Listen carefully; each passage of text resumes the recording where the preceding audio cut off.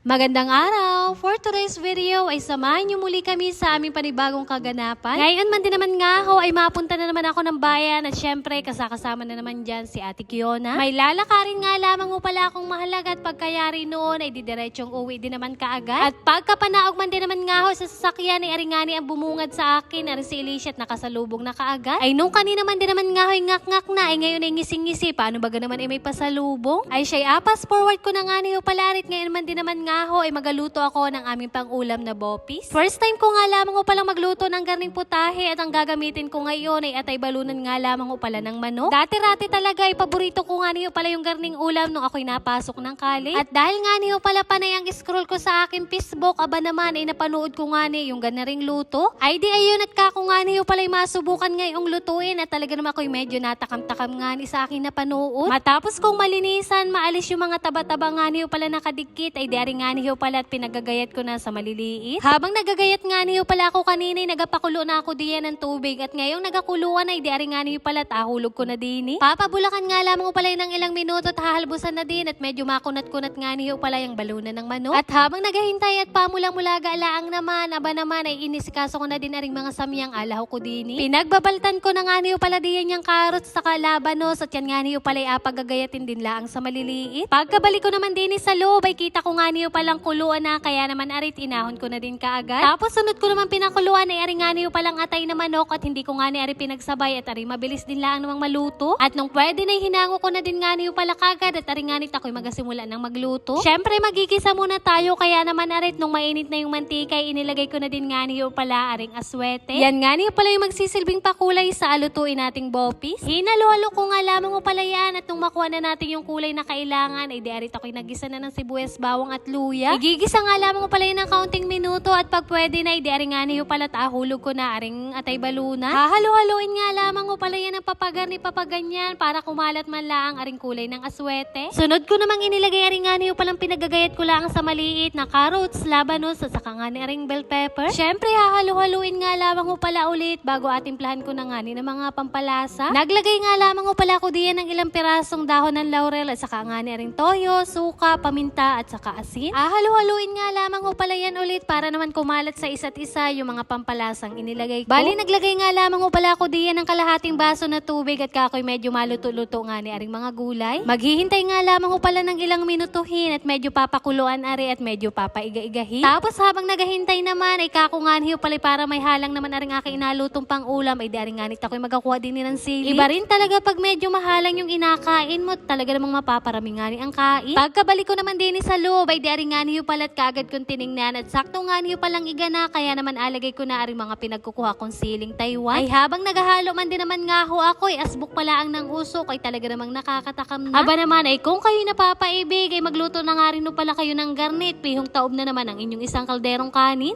Kinahapo na naman nga ho at dahil nga ni busy yung mami ni Riz sa pagbo-voice over ay di ako muna nga ni ang bantay. Hindi rin naman talaga mahirap alagaan itong batang ito at panay nga ni lagi ang ngisi. Kaso nga lamang ay may kalikutan na din at gusto nga ni laging pumatikar din sa loob at labas ng bahay. Minsan nga ho pag hindi ka nakamulaga ay mamalay-malay ka na lang man din naman nga ho ay nakadaplas na sa bangko kaya naman ay sa hagdan. Ay tuong mapapakamot ka na lang man din naman nga ho sa ulong hindi makatit. Kako man din naman nga ay pag nalaglag ay di bukol nga ni. Ay di ayun at habang kami nakabangla din sa labas ng bahay, nakita ko nga niyo pala aring nakasalang ni Mamang Mais. May naglako nga daw pala din kaya naman ayun at napabili na nga daw pala si inay. Paano ba naman nga ho nung isang araw pa napapaibig at nung nagapabili sa akin ay hindi ko naman naibili? Ay tuong habang naedad man din naman nga ho ay nagiging makalimutin na no nayuoy. Ay dinong may nagtinday napabili man din naman nga ho kaagad bago hinimay at nang mailuto nga ni. Nang may manguyang-uyang nga lamang daw pala sila habang nanonood ng kanilang paboritong palabas sa hapon, naabot kami na pangarap. Tapos dahil madami naman ay di ayun at nagawa na nga lamang muna ho pala ako ng sweet corn. Ay siya'y hanggang din na nga lamang muna ho at ako'y mag-merienda muna naman. At yun lamang for today's video. Maraming salamat sa inyong panonood. God bless!